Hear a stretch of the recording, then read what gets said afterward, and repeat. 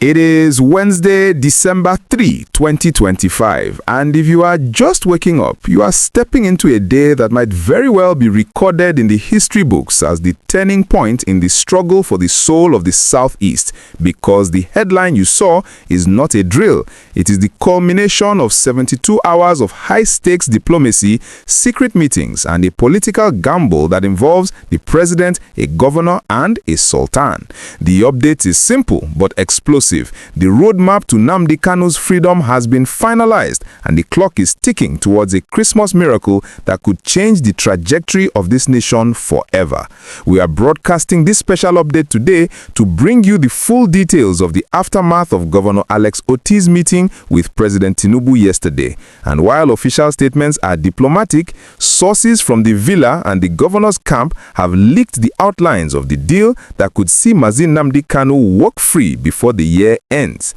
Yesterday, Tuesday, December 2, Governor Alex Otti met with President Tinubu at the State House in a meeting that lasted over an hour behind closed doors, and what came out of that room is nothing short of a breakthrough. According to emerging reports, the president and the governor discussed the administrative resolution of the Nnamdi Kanu case, a move that signals the government is finally ready to bypass the slow wheels of the judiciary and use the executive powers available to the president. Governor Otti reportedly presented the Sokoto report, the details of his historic visit to the prison, and the Sultan's endorsement of the release to the president, effectively laying the groundwork for a pardon that does not look like a defeat for the federal government, but rather a consensus decision for national peace.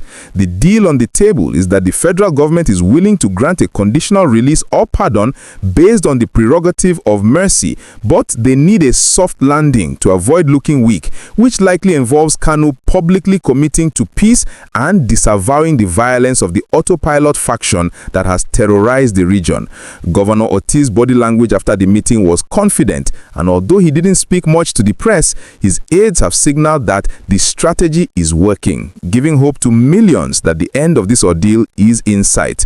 This brings us to the part that has everyone excited, which is the strong whisper in political circles that the target date for this release is before Christmas 2025.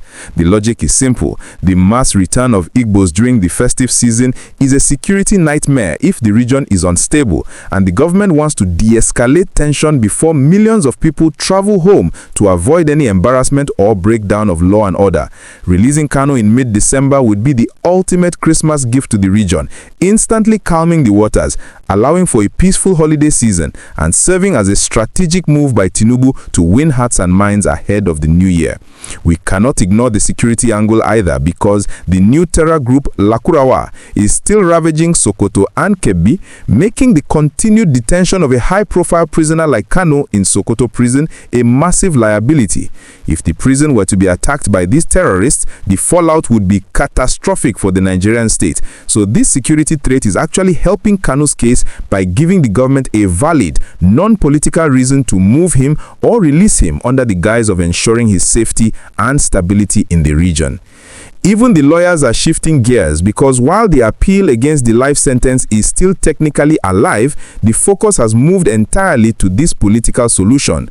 The appeal court struck out the right suit on Friday, calling it academic because he was moved to Sokoto, and while that seemed like a defeat, it has actually cleared the path for the political solution by removing legal distractions, so the focus can be 100% on the president's desk.